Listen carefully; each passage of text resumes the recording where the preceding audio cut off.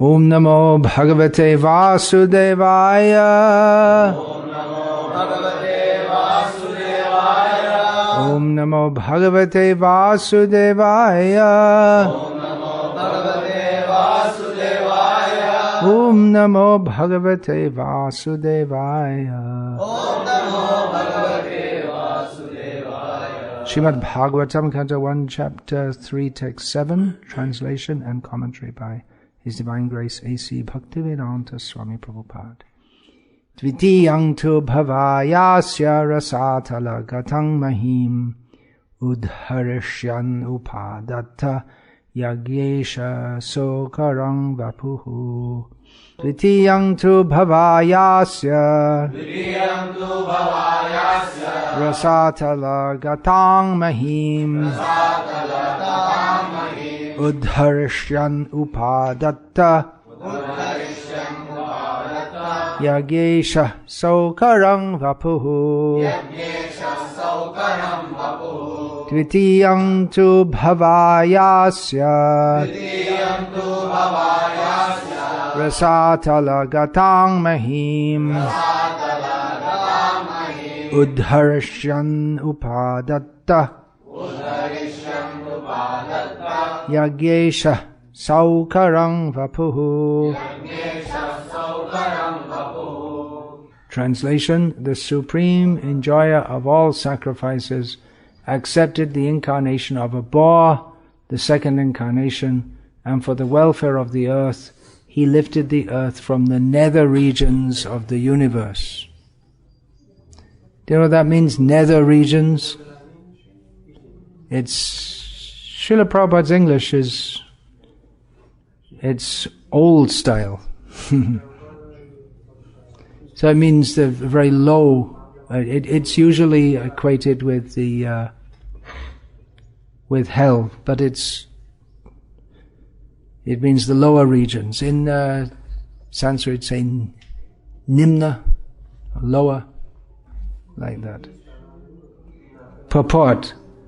The indication is that for each and every incarnation of the personality of Godhead, the particular function executed is also mentioned. There cannot be any incarnation without a particular function, and such functions are always extraordinary. They are impossible for any living being to perform. The incarnation of the boar was to take the earth out of Pluto's region of filthy matter. Srila Prabhupada sometimes uses Pluto is synonymous with hell, or the lower region. It's stated here, Rasatala.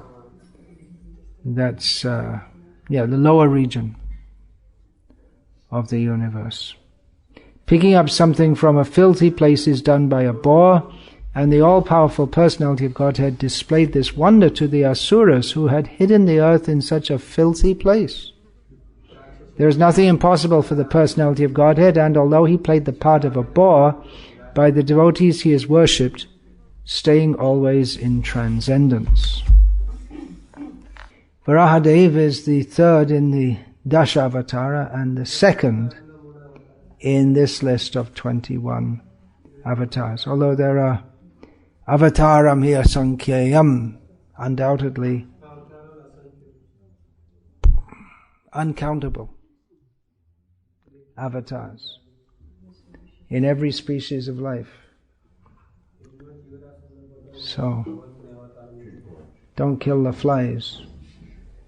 Never know. He might be the Supreme, an associate of the Supreme Lord. You can't, if he's the Supreme Lord in the form of a fly, you can't kill him at all. Interestingly, this comes just after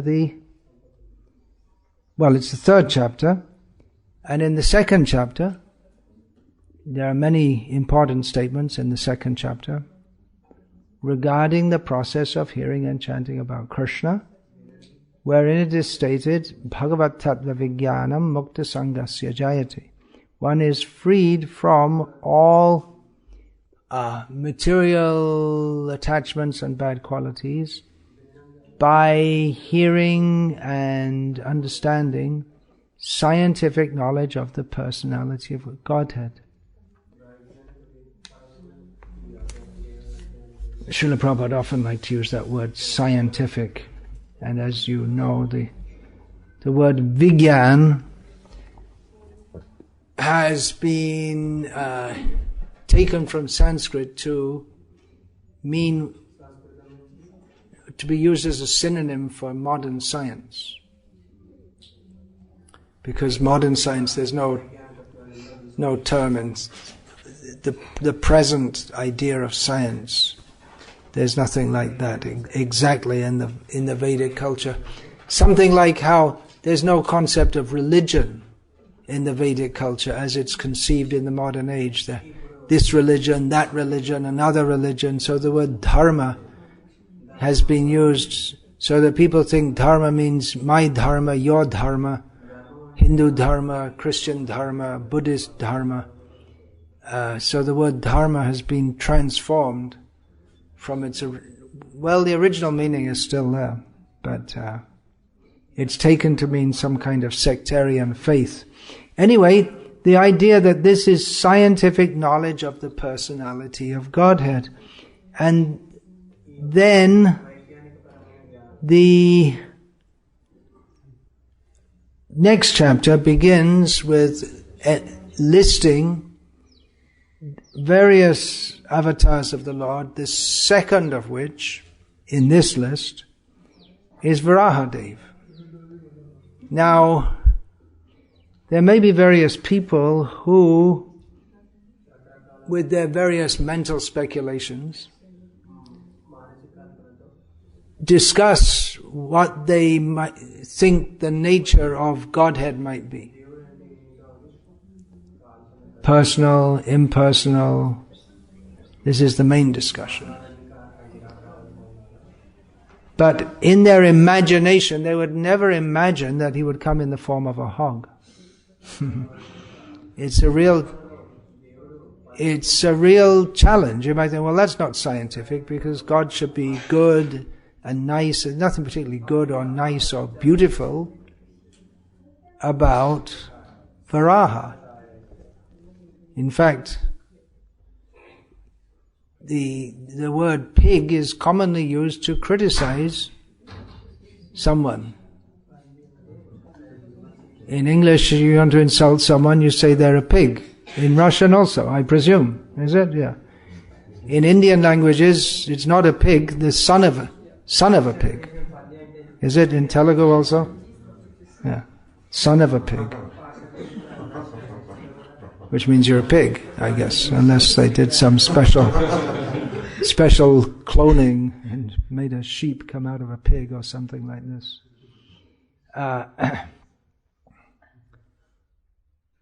So it doesn't seem very scientific. You think, well, now we're having high Vedanta philosophy. Janmadyasya yataha. Yes, now we're going to explain the Vyasadeva himself will explain the secrets of Vedanta Sutra. Tato Brahma Jigyasa Janmadyasya yataha. The nature of Godhead. And one of his forms is a pig. And such a pig that comes out of the nostril of the four-headed Brahma and then picks up the earth. Sounds like a lot of fairy stories. Doesn't sound very scientific. Well, it requires faith in that which is achintya, that which is inconceivable by the various neurons within the brain. One has to go beyond the brain and come to the platform of transcendental faith. The story of the cobbler and the puffed up Brahmin is apt in this connection. So it does require faith, but not unreasonable faith, but shastric faith. Or unreasonable in the sense it goes beyond human reason. Last night I was discussing with Vrajvilas Prabhu, who was telling me about it's nothing unusual in the redesigned ISKCON of today, that There are devotees, but they also maintain the idea that, well, Western culture is very high class and civilized and the materialistic and devotional at the same time. But the result of that is, if they're challenged, they won't be able to sustain faith in such descriptions as these. They means they kept some faith in this material world, some hope in this, or they have very high regard. Oh, Britain, very high culture. See, they're very politely asked, please give me a little bit more roast beef. Very politely, you see, they'll ask. And they have rules of etiquette. You have to learn, if you're eating in a high-class restaurant, if you're eating your soup, whether it may be duck soup or lamb soup, then you have to tip. When you're scooping up the last bit, you have to tip it away from you, the bowl, not toward you. You see, it's very important. That shows you're high class. Why? No such thing. But if you're to be high class, that's what you have to do. So, Bhagavatam, after making declaration, Om Namo Bhagavate Vasudevaya Janmadyasya Yataha, also says, Dharma Projita Kaitava Atra. All nonsense is kicked out of here, and absolute sense is given, including that the Supreme Lord, according to His sweet will, appears as a transcendental Boar. B-O-A-R. He's never boring. That's another. He's never dull. He's very interesting. So faith is required, and transcendental faith, that Krishna can do everything. If we keep faith in this material world, or think that especially if we keep faith in this mleccha so-called culture, we won't be able to appreciate Varahadev, which we shall do on this day. Very important statement in the purport by Srila Prabhupada. Of course, they're all important, but there cannot be any incarnation without a particular function. So the Lord, He doesn't just come and just say, here I am everyone, come and worship me. But He has some particular purpose to fulfill for the benefit of the world every time. So this time He picked up the earth. In one of the appearances of Varaha, He killed Hiranyaksha. That's described in the Bhagavatam. So these were the functions. And Prabhupada says, such functions are always extraordinary. So if you think, well, how can God be a hog, and how can He pick up the earth? That's too much. Well, that's God. If it was something if it was just picking up 100 kilo weight or something like that, then He could be called a weightlifter. But to pick up the earth, that's beyond our imagination. That's, if at all God is going to come, then He should be doing something like that, not just picking up, just the example of the ocean and the well, the frog in the well. It's the ocean is so much bigger than his imagination that he just can't accept it. So God is so much greater. We should be prepared to accept it and not think that what reality is whatever is within our experience. That is foolishness. Okay, the story is given in the Bhagavatam and in other Shastras. There is the Varaha Purana, is one of them. Brahma was thinking how to carry out the order or his task of creating the universe. He was meditating on this. Then a human male, Swayambhuva Manu, and the female named Shatarupa are manifested from his body. Swayambhuva Manu, on the order of Brahma, accepted Shatarupa as his wife in order to help to populate the earth and oversee all this kind of thing. So Manu, he was supposed to help in the work of creation, but the earth is, all the planets supposed to be inhabited, but the earth had somehow become submerged in the waters of annihilation. That must mean from the previous annihilation. And Manu approached Brahma, praying him to rescue the earth. But when Brahma saw the earth deeply merged in the water, he thought about, well, how can it be rescued? He'd put the earth into its normal state after removing all the water, but he couldn't understand how the earth had again sunk down into the water. He thought, well, what's going on? My whole creation, I'm supposed to be engaged in the creation, but in the course of doing it, there's been a serious mistake. Something's going on. So Lord Brahma couldn't think about what to do. He couldn't imagine what to do. And then, as all godly people do when they are bewildered in thinking what to do about something, when they're beset with a problem, he thought of Lord Vishnu. He meditated on Lord Vishnu. In such a situation, only God can help us. So he thought about him. While he was deep in thought of Lord Vishnu, a little boar, the size of a thumb, appeared from one of his 8 nostrils. And that was pretty surprising.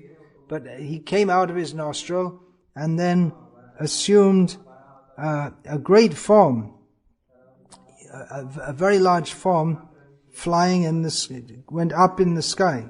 He expanded in the sky.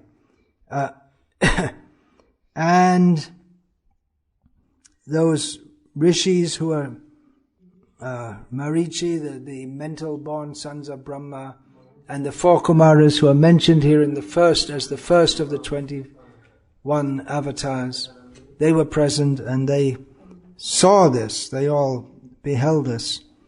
And they began to discuss, what's going on? Brahma is supposed to be creating things, but a boar has been created from his nostril. They were surprised, what's going on? They began to discuss it among themselves. So they understood that this is actually Lord Hari, the Lord of sacrifice, Yagyesha. That's described here in this Bhagavatam verse, here in this first canto, Yagyesha. Varaha, he's often called Yagya Varaha. He's often equated with the Yagyesha, the Lord of sacrifice. So he's rescued the earth, and everything in the earth is to be offered to him. While Brahma and his associate, they're all his sons, they're all discussing, they're all sons but on the same level as him, or maybe even transcendentally more developed. They were discussing. Lord Varaha roared, stated like a mountain roaring. So you can imagine if a mountain roars, how loud it would be.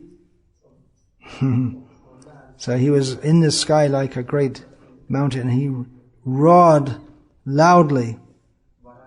Again, and then he roared again. And the sound of the roar was very pleasing to the demigods. They thought it sounded very, very auspicious.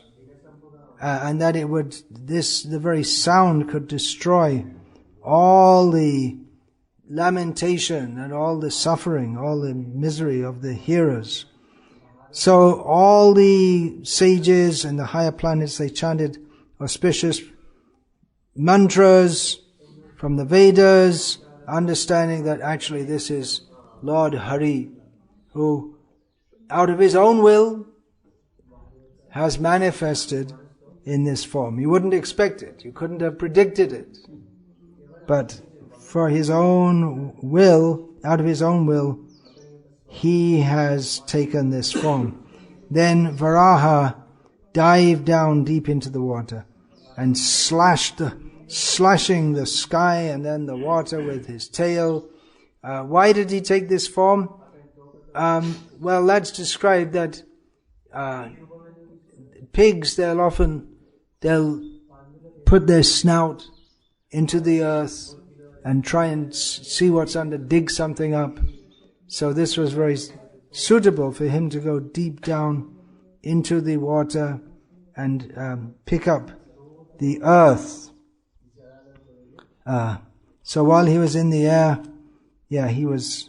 When you see pigs, their tail is quivering like this, and the hair on his head, the hair on his shoulders scattered the clouds. His hooves scattered the clouds. He looked very beautiful with his raised hairs and his shining white tusks and his great effulgence. So he looked very beautiful. So you may think, how can a pig look beautiful? It seems impossible. But actually there's, if you see the Dashavata paintings by B.N. Sharma, who was empowered, no doubt, to paint the forms of the Lord, he is, the Varahadev or Saraswati has entered his artistic sense, and he has made a very beautiful painting of Varahadev. And there must be so many others in history. There must be so many paintings of Varahadev. Still there are some old ones, but in the modern age that B.N. Sharma has painted very nicely.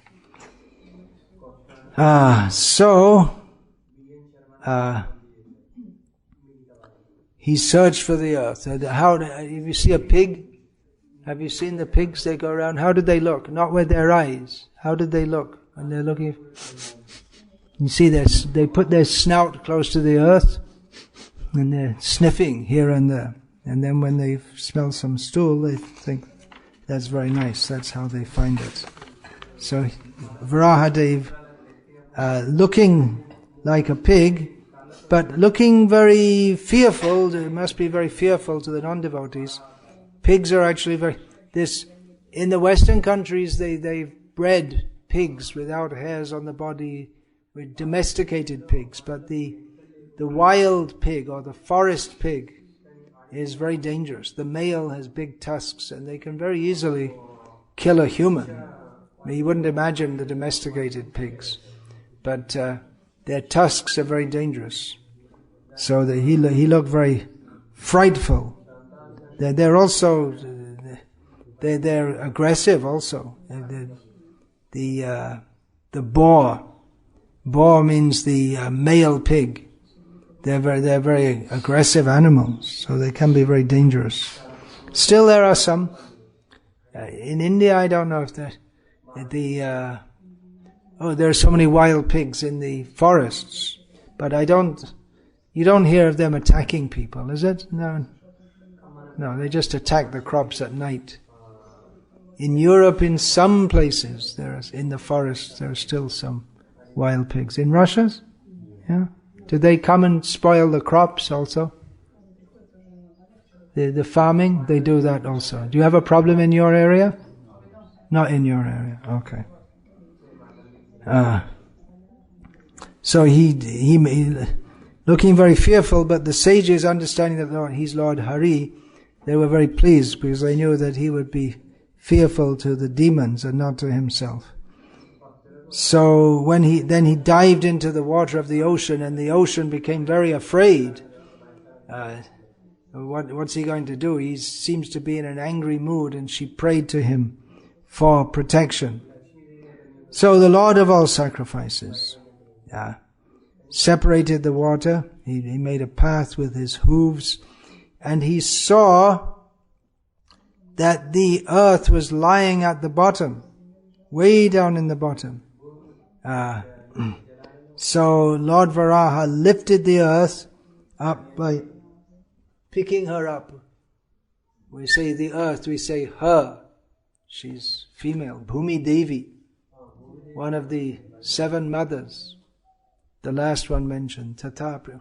What is that? Atma Mata Guru Patni Brahmani Raja Patnika Dhenu Dhatri Tata Prithvi Saptaita Matara Smitaha.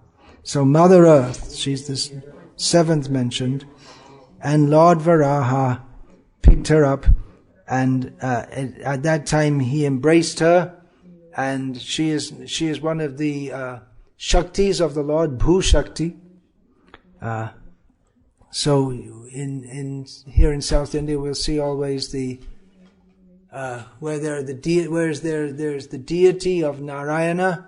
There's also there'll be the small Utsav Murti, and generally he'll be accompanied by his 2 principal wives, Shri, Lakshmi and Bhu. So Bhu means the earth in her demigoddess form. So he embraced her at this time, and as a result, the Narakasura, he was actually an asura born directly from the Lord, who was later killed by Krishna. So, so he picked her up, and at that time, Hiranyaksha came. He said, "Hey, who the hell are you? I already conquered all the universe. What are you doing? This is my place. Get out of here." So Hiranyaksha, he was a fearsome demon. Hiranyaksha. Actually, the name itself is not so bad. Golden-eyed. So you can have a good name and be a bad person. It's quite possible. Even the name Duryodhana, it's a good name for a Kshatriya. Means difficult to fight with. Tough in battle. It can mean a dirty fighter also. One who fights not properly following the rules. He's sometimes called Suyodhana, one who fights very well. So Hiranyaksha, the incarnation of Vijay, the doorkeeper of Vaikuntha, who had come down to the material world, being cursed by the 4 Kumaras. So Hiranyaksha, very fearsome demon, he'd conquered the whole universe, just single-handedly, and he challenged Varahadev with his mace. So this is with his mace. Mace means club, gada. So this is a pastime of the Lord. He likes to fight. It's the nature of a living being that they like to fight. In this material world, the manifestation of it is not very good. It causes so many problems. Sometimes, or some endeavor to keep that under control is that in professional wrestling or boxing or sports or competitions or chess games, that propensity to fight is there. Who will the Supreme Lord fight with? Who is competent to fight with him? No one, but should be someone very powerful. So when he has to fight, sometimes he sends his own associates. So that was Hiranyakashipu and Hiranyaksha. So as Varaha, he killed Hiranyaksha, and as Nrsimha, he killed Hiranyakashipu later. And just in the same Telugu-speaking area, there's the temple of Simhachalam, the Lakshmi Varaha Narasimha temple, where the Lord is there as Varaha and Narasimha. So, he was carrying away the earth, rescuing her, and Hiranyaksha thought, what is this? He challenged him with his mace. And Lord Varaha was very angry. Just like Hiranyaksha said, "Who are you? What is this, some pig?" And Varaha said, "And who the hell are you? Who appointed you to tell me what to do or to boss around anyone?" So there was a fight. Like a fight between a lion and an elephant. Can you imagine? In the forest, sometimes that used to take place. Fights between lions and elephants. Both of them are very competent to kill humans. To humans, both are very fearsome. The elephant is fearsome largely due to his size and his tusks. And the lion, size gives him great power also, and the lion is also very powerful and has claws and teeth, Vajra Naka, Vajra Dangstra, like Nrsimhadev is described, his lion-like form as having nails and teeth, just like thunderbolts. So, when they fight in the jungle, there would be a fearsome fight, but generally the lion will come out victorious. So in this case, Varaha killed Hiranyaksha, and the face of the Lord became red with the blood of the demon. So that's a decoration on the face of the Lord. We decorate the deities with various ornaments, but in this avatar, he's very happy to have the blood of his adversary spattered all over him. That's a great decoration for a fighter. A fighter should not come back from the battlefield without some injury. That means if you're really fighting hand to hand, then you should at least get injured. I know as a child I visited Glasgow, which is within mainland Britain, not including Northern Ireland. At that time, I don't know now because I'm out of touch with Britain, but that was undoubtedly the most violent city where there were gangs, and it was just considered normal for young men to have scars on their face from knife battles. They fought with knives at least, not with guns. I don't know now, like I said, I arrived there once. This was before I joined ISKCON. I arrived there once by bus, and in the bus station I went to the toilet, and there was an alcoholic. His whiskey bottle. He was trying to open it, but he'd opened it so that it was just going round and round. He couldn't get the top off. So he said, "Can I use your knife?" Because he wanted to cut the metal top off. He said, "Oh, I don't have a knife." He said, No, just give me. I said, I just want to, he showed me, you see, I just want to get the top off. And he didn't believe that I didn't have a knife. Because teenage boys in Glasgow, everyone has a knife. It's just like having a pair of shoes or something. Everyone has a knife, so they get scarred, and when you get a scar, that means, okay. Now you've grown up. Now you're no longer a kid. If you, in some fight, if you get a scar on someone knifes you, cuts your face with a knife, okay. Now, so like that, the Kshatriyas, they get scar from real heavy battles. They should get scars on them, and that's a sign of their pride. Like Lord Shiva, sign the fact that his throat is discolored.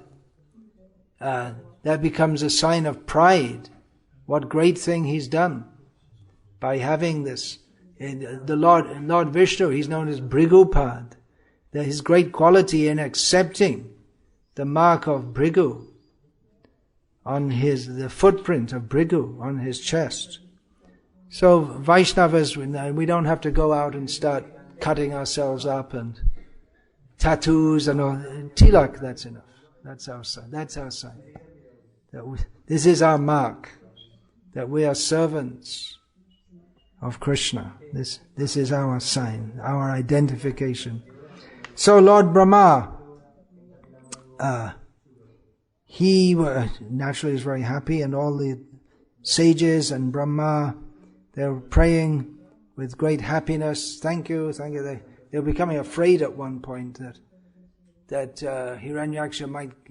It was a fight. It wasn't just that Varahadev just looked at him and then he died, which he could have done.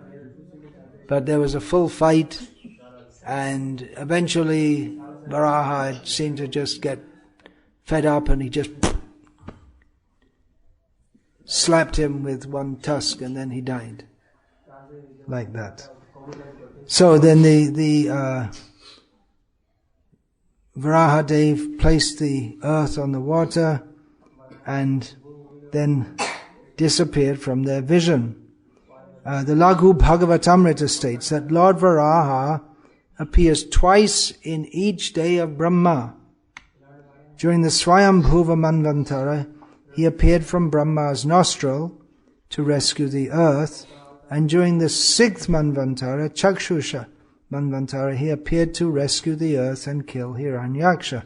So, in the Srimad Bhagavatam, the Jiva Goswami, I believe, in his commentary says that the two appearances, the story has become conflated in the Bhagavatam description.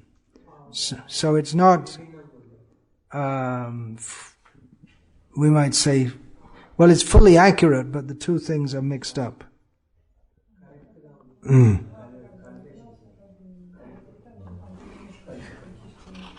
So in the Laghu Bhagavatamrita it is described that in the family line of Uttanapad, the son of Pracheta was Daksha. Then one of the daughters of Daksha was Diti, and one of the sons of Diti was Hiranyaksha. But at the time of the appearance of the first Varahadev, Adi Varaha, that's the name of a temple in Tamil Nadu, Adi Varaha, or the deity there, Adi Varaha Perumal. That was the first one. At the beginning of the Kalpa, Manu didn't have any sons or daughters. So how could Hiranyaksha taken birth during the Swayambhuv Manvantara? Therefore, in the Bhagavatam, Maitreya Rishi, it's understood, he described the pastimes two together. Maitreya described the two together.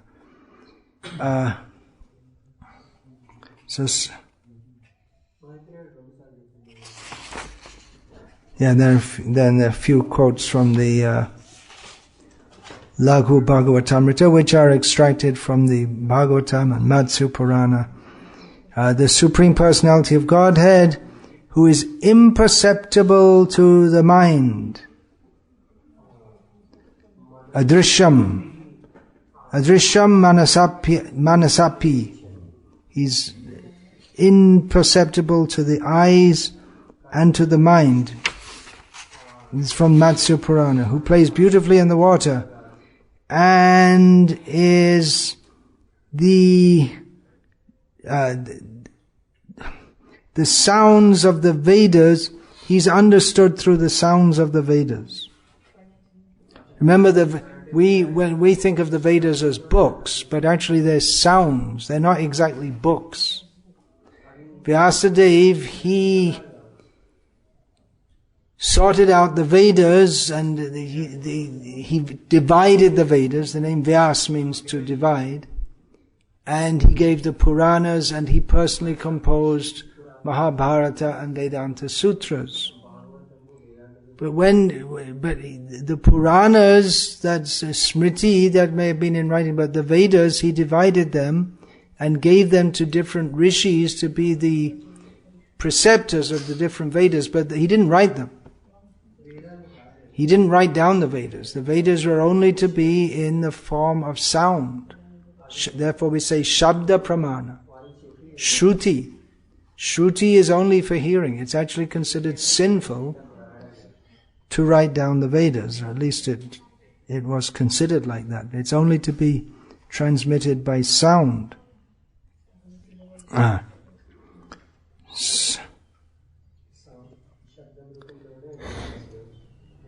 And then from the Dashavatara Stotram, Vasati dashana shikare dharani tava lagna shashini kalanka kaleva nimagna Keshava dhrita shukara rupa jai jagadisha hare. O Keshava, O Supreme Lord, you have assumed the form of a boar. O Hari, Supreme Lord, the planet Earth resting on your tusks appeared like the moon engraved with spots.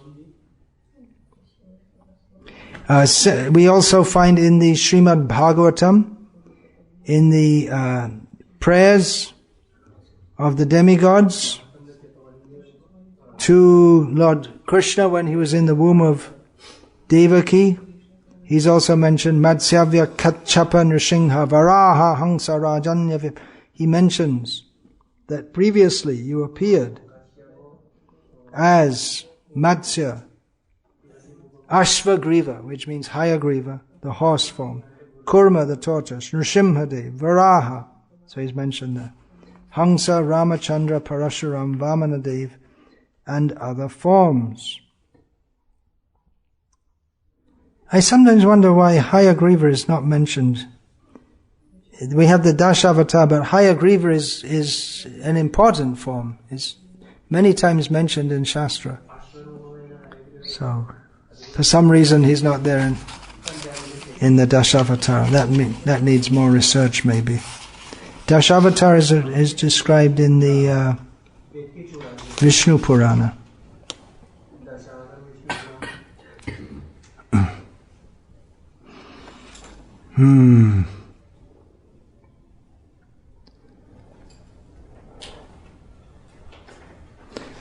All right, there's the fight between Hiranyaksha and Varaha. Hiranyaksha, that's in chapters 18 and 19 of the third canto of Bhagavatam. Hare Krishna.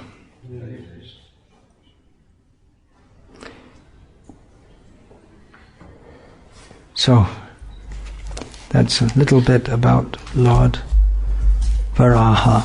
Much more could be said. But I'll finish there, unless there are any questions or comments.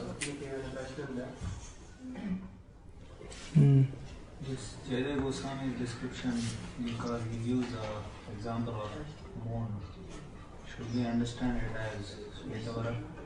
As? Svetavara. Who's rescuing the earth? Yeah. Who rescues the earth? Must be.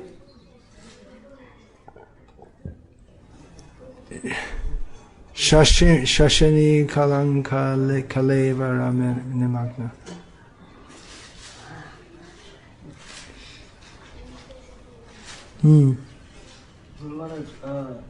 The earth is portrayed as...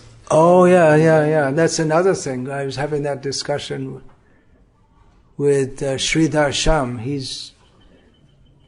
There's this thing about whether the earth is a globe or it's flat. But in the traditional depictions of the Varaha avatar, picking up the earth is portrayed as a globe. Gokul Chandra explained it to me once, because he spent a year with Dhanavir Maharaj. He spent a lot of time doing that research. It's round and flat, both. Broader earth we consider, Bhumandala we consider flat. Bhumandala is flat. Mandala gives the idea of something. Cluster. Yeah. Islands, Yeah. oceans, Yeah. and mountains. So broader earth is flat, and the earth which we live is Bhugol. Oh yeah, that's the word, Bhugol. That's the word which is used. Bhugol Vidya means geography. So Bhugol, Gol means round. Anyway, as I said with Sridhar Sham, I can't put my head into cosmology. If I did, I could probably understand it, but there are so many other things to understand. How many things can you put your mind into? I'm not a polymath, which means someone who knows a lot about many different things. So, whether it's round or whether it's flat, get the hell out of here. Go back to Godhead.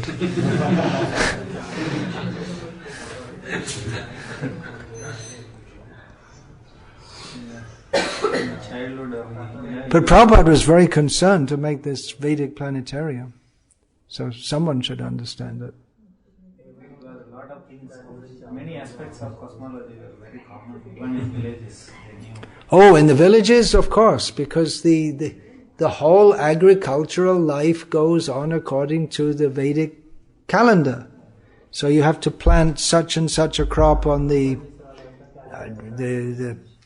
Dvitiya Posh or something like that. Posh is the Bengali word for, I don't know what this, can't remember what the Sanskrit name is. That's in the winter. So, and then the festivals are according to, so it's all linked, the calendar with astronomy, and people would know that the lunar day, because there are certain, on such and such a day you can shave, on such and such a day you should shave, on such and such a day you shouldn't shave. And then you have to consider the nakshatras also. There's so many considerations for agriculture, for health. As soon as, in Bengal, as soon as the Chaitra Mas begins, which is when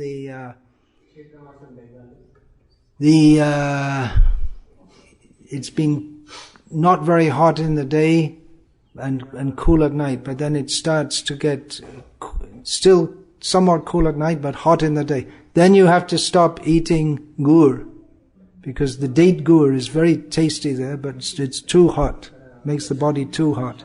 There's so many things people used to know. I think they forgot it all now. By hearing Puranas.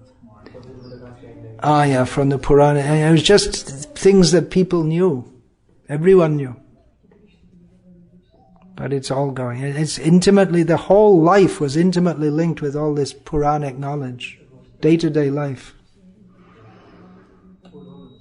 Many practical aspects also that defeat all this cosmology.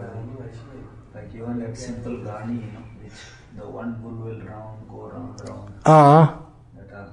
That's just like Mount Sumeru and flat earth.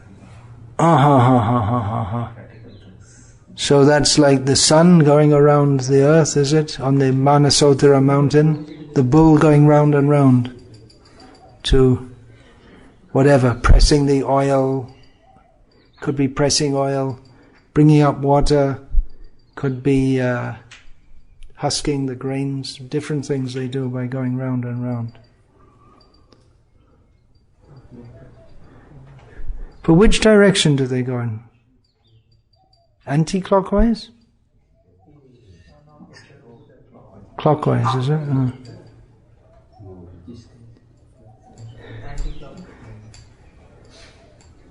Huh? Who said that? Translations. That's right.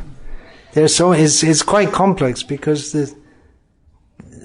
the sun is going in one direction, then the constellations maybe going in another direction at some point of the year. Yeah, that's why. I leave it to the experts. If you ever work it out, you could teach these boys. Prabhupada mentions that the Earth was hidden in the Pluto region. Modern science says, well, Pluto, this would have to be investigated, but Pluto was a name given to a so-called planet which has been deplanetized. But that's, as far as I know, that was a synonym for hell in ancient Greek language. And Prabhupada used it in the sense of hell or the lowest region. He often used it in that sense. Not in the sense of the so-called planet Pluto. What happened to Neptune? That was supposed to be another discovered planet. Any idea? That also got demoted, just the whole thing, anyway. Hare Krishna! Varahadeva ki jai!